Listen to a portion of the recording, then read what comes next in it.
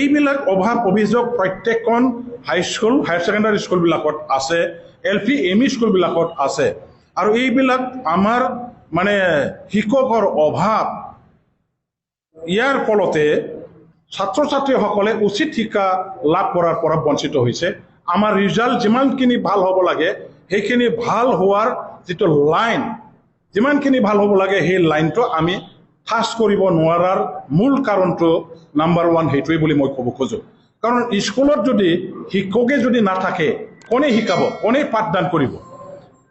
শিক্ষকসকলে সেই ছাত্ৰসকলক মানুহ বনাব লাগিব। অন্ধ মানুহক আজি চকু দি পৃথিৱীখন চাব পৰা ধৰণৰ এই পবিত্ৰ কামটো শিক্ষকসকলেহে কৰে। আজি উইদাউট টিচাৰ এইবিলাক স্কুলটো কেতিয়াও স্কুল হ'বই নোৱাৰে।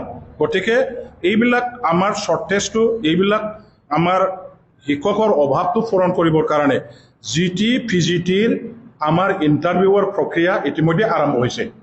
আজি 1132 GT PGTৰ পোষ্ট খালী আছে।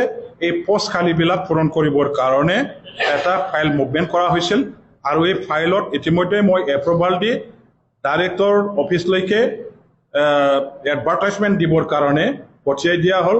আৰু ইণ্টাৰভিউ পাতাৰ পাছত এটা চিলেকশ্যন প্ৰক্ৰিয়া আৰম্ভ হ'ব। মেৰিট আমাৰ যিসকল কেণ্ডিডেট আছে এখেতসকলক এপইণ্টমেণ্ট দিয়াৰ ব্যৱস্থা কৰা হ'ব। এইখিনি এপইণ্টমেণ্ট দিয়াৰ পিছত মই ভাবোঁ BTC অঞ্চলৰ হাইস্কুল আৰু হায়াৰ ছেকেণ্ডাৰী স্কুলবিলাকত মানে দেখা দিয়া যিখিনি অভাৱ শিক্ষকসকলৰ এইটো নাইকিয়া হ'ব আৰু ছাত্ৰ ছাত্ৰীসকলে উচিত শিক্ষা গ্ৰহণ কৰিবৰ কাৰণে এইখিনি সুবিধাখিনি পাব।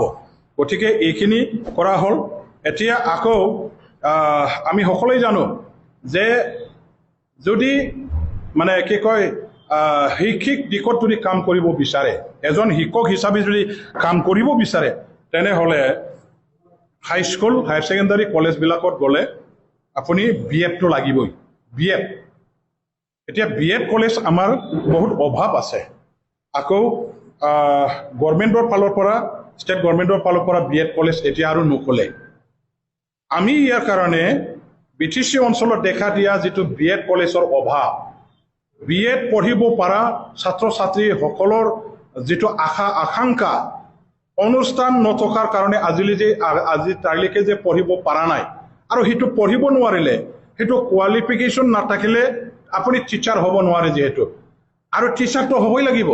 শিক্ষা অনুষ্ঠান যিহেতু আছে, ছাত্ৰ ছাত্ৰীসকল যিহেতু আছে, গতিকে শিক্ষা অনুষ্ঠানত এজন মানে যোগ্য শিক্ষক হিচাপে নিজকে গঢ়ি তুলিবৰ কাৰণে BEd কোৱালিফিকেশ্যনৰ যিটো দৰকাৰ, সেই দৰকাৰটো আমি কেনেকৈ পূৰণ কৰিব পাৰোঁ, কেনেকৈ আমি অৰ্জন কৰিব পাৰোঁ, ইয়াৰ এটা আমি সুবিধা দিয়াৰ স্বাৰ্থত বৰমাত এটা আমাৰ PPP mode, public private partnership মডত এটা মানে BEd কলেজ আমাৰ পৰা চলাবৰ কাৰণে ইতিমধ্যে মই চিফ ডাঙৰীয়াৰ লগত কথা পাতিছোঁ। যোৱাকালি মাননীয় হাগ্ৰামা মহিলাৰী ডাঙৰীয়াৰ লগত মই কথা পাতিলোঁ আৰু তেখেতে সন্মতি প্ৰকাশ কৰিছে।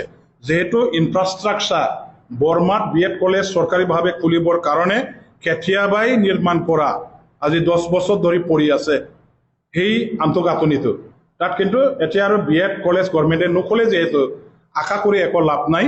আমি আমাৰ ছাত্ৰ ছাত্ৰীসকলৰ বৃহত্তৰ ছাত্ৰ তেওঁলোকৰ আকাংক্ষা পূৰণ কৰাৰ স্বাৰ্থতে বৰমাত থকা BEd কলেজ য'ত ৰেডিমেড ইনফ্ৰাষ্ট্ৰাকচাৰ আছে তাতে PPP মডত এই BEd কলেজখন চলাবৰ কাৰণে ইতিমধ্যে আমি মানে প্ৰায় আলোচনাটো আমি ফাইনেল কৰিছোঁ।